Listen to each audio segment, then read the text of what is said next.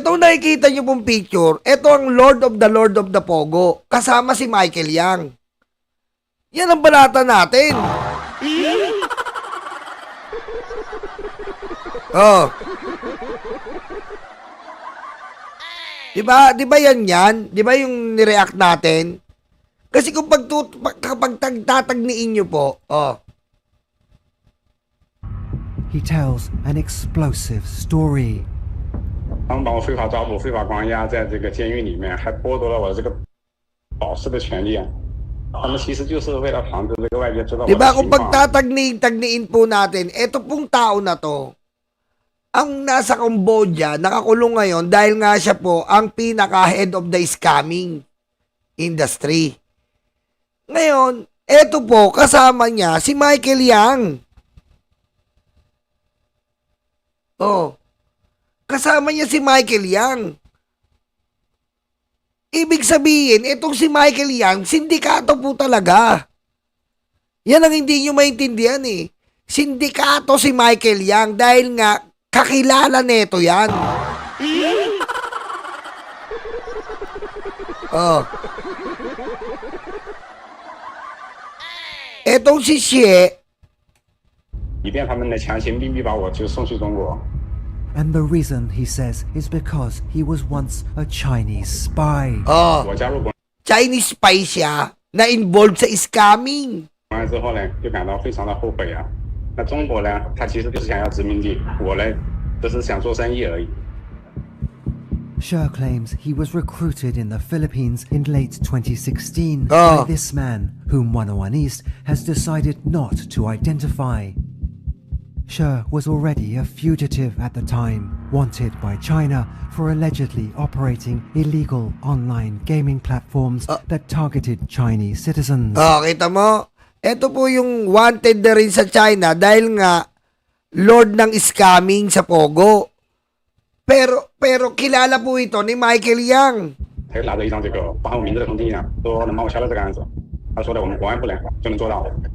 In exchange, Sher says he had to become a spy for China's Ministry of State Security. 他不但帮我销掉那个小案子呢，还并且安排我安全回国。 Between 2017 and 2019, Sher made multiple high-profile trips to China. 只要呢入海关呢一刷指纹呢，那个身上有案子的人呢一定会被识别。但是由于国安部呢保证了我的安全呢，他就带领我呢去那个缅甸北部啊，还有柬埔寨，还有缅甸克勒芒地区去考察。然后呢，那个中国侨联就来帮我来做那个“一带一路”呢亚太新城的项目签约。 Eto, oh, nung pumunta ito sa Malacanang, ayan oh. In 2018, Sher filmed this video of Chinese leader Xi Jinping in Manila. They were at a state. Oh, ayan, nasa Malacanang. Bakit nasa Malacanang? Dahil nga, eto na nga yung sinasabi ko sa inyo nakaraan. Eto na yung mga usapan ni Xi Jinping, ni Michael Yang, kinukumpirma man nila, ayan, nandiyan siya sa Malacanang. Bakit? Kasi nga, eto na nga po yun, yung sisimulan nila ang pagtatag ng Pogo.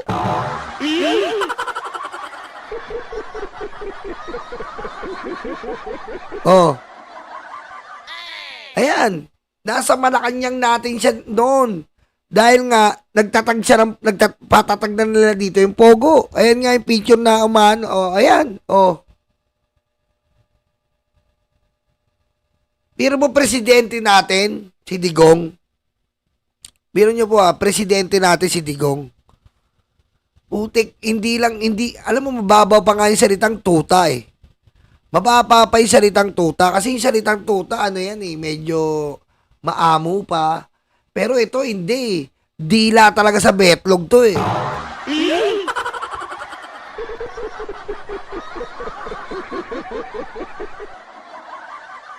Oh. Ayan po, ang sinasabi ko sa inyo. Si Digong po ay malaking sindikato yan na nagpapanggap na concern at mahal ang Pilipino. Pero walang pagmamahal sa Pilipinas yan. Ang tanging mahal niya ay kumita sila ng perang pamilya. Nakikita nyo naman sa pamilya nila eh. Ang gusto lang nila magkalaman kalaga ang kanilang mga pamilya. Pero regarding pagmamahal sa bayan, walang pagmamahal sa bayan yan.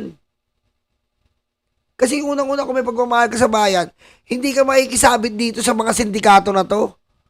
Ito si Michael Yang, kita mo yung kamit niya, yung pinaka-lord ng mga pogo.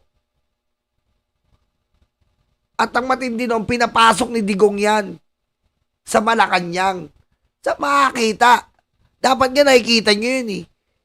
Presidente natin dati, pinasok sa Malacanang ang mga sindikato.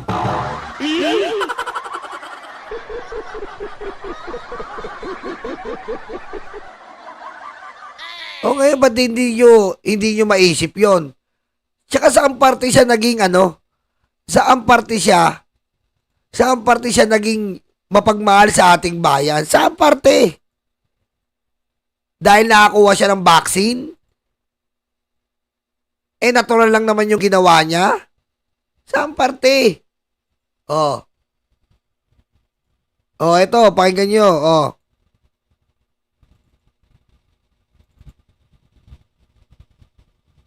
City. Rice prices in Zamboanga City rose from 70 pesos to 80 pesos per kilogram in August 2018. Kita mo, ganyan ba yung mahal tayo? Ganyan ba yung mahal tayo? Magkano bigas kay Digong? 80 pesos.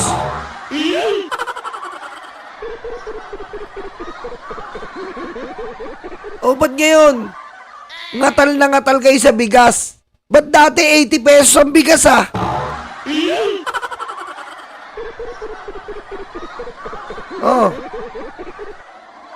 From 70 pesos to 80 pesos per 80 pesos, 2018 ang bigas,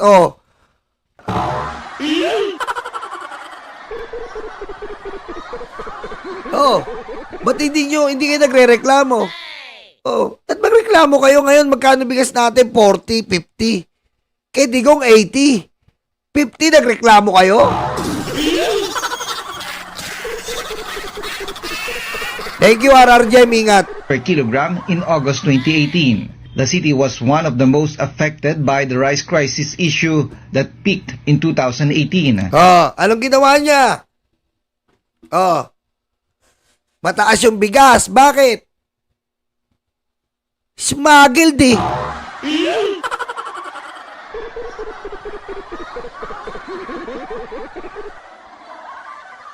Pinaburan na naman niya yung mga Chinese. Kinaharan niya ng kinalat. Kita niyo ngayon ang daming bigas na Chinese natin. Ngayon, unti-unting inaalis ni BBM yan. Yung mga Chinese na mga bigas natin, malapit na po ang katapusan nyo. Dahil nagpupunla na si BBM. Nagpupunla na si BBM sa magsasaka. Hindi kasi nakikita ng mga bobo yan. Hindi ngayon ang epekto niyan, mga tanga. Matagal man ang epekto, pero sigurado, magbo-boom ang ekonomiya. Sa ginawa ni BBM na binayaran lahat ng utang ng magsasaka, hindi naman agad-agad yan yung makaka-harvest eh. Nagpupunla si BBM ngayon, parang mga buto. Pinupunlaan niya yan. Binayaran niya utang ng magsasaka, binayaran niya yung lahat, binigyan ng mga gamit, pangsaka. Pero balang araw, magbubunga yan. Babalik tayo sa posisyon na ang bigas natin, mas lamang na ang bigas ng Pinas na katulad ng dati. Hindi katulad ngayon, lamang na lamang ang bigas ng bigas ng Chinese. Saan ba nauso yung bigas ng Chinese? Kay Pinoy ba meron yan? Meron, kaso minimal. Pero sa panahon ni Digong, grabe, kabi-kabila ang bigas ng Chinese.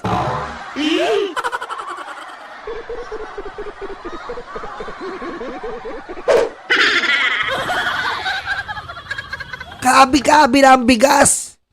Kita nyo yung mga ngayon, yung bigas, kabi-kabila. Putik. Kasi nga galing yan kay Digong, ang daming smuggled rice noon.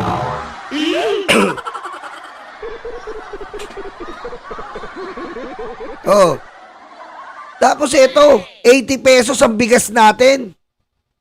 80 pesos. Ba't di nyo nireklamo to? State of calamity was even declared in the city then.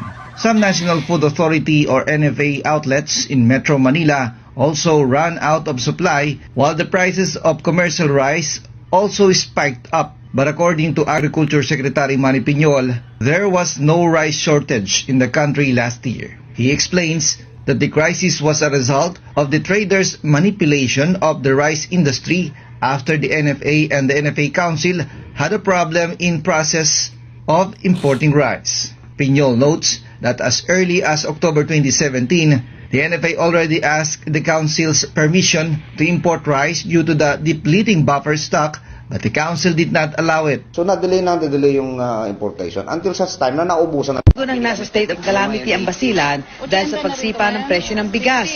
Ang presyo ng commercial rice doon umalo na sa hanggang 80 pesos kada kilo. Oh, 80 pesos kada kilo. Saan ka makakita niyan?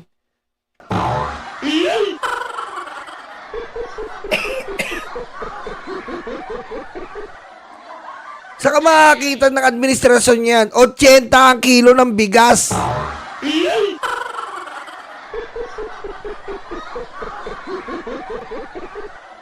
Ang problema, wala nang mahanap na NFA rice sa mga pamilihan. Kaya naman alternatibong pantawid gutom ang prutas na mara. Nakita mo? Wala nang NFA rice doon kasi kinokontrol nga ni Digong.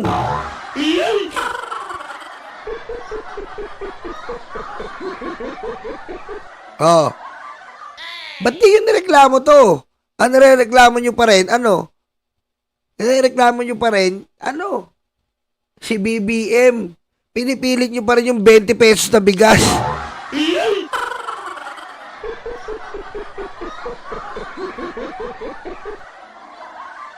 Di ba si Duterte rin nagsabing 7 pesos ibababa niya? Nasaan? Nangyari? Sabi ni Ma'am Shirley, nung Panasonic ni Digong 80 pesos per kilograms, puro bukbuk pa. May ulam na. Yun ang tinatawag, Ma'am Shirley, na may kasamang ulam. May kasamang ulam. Ganun kalupit si Duterte. May kasamang ulam ang bigas.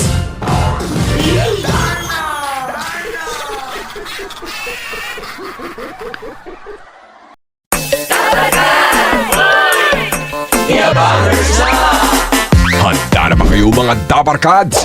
Eto na sila, The Bangers, sa pangunguna ni Tamski. Kamusta mga kababayan ko? Dapat lang malaman nyo, andito si Tamski, ang abang lingkod nyo na magbibigay at maghatid ng mga balitang solido at talagang para sa Pilipino. Hindi rin magpapahuli si Nyolo. Kamusta mga karayuma, Nyolo Bontit at your service. At siyempre, ang muse ng grupo, si Tita Missy. What's up mga libag? Naghilod na ba kayo?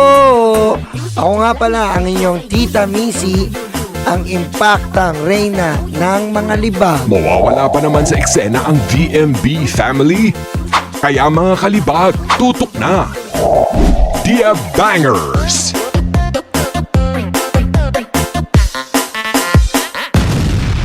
Kabahan na kayo.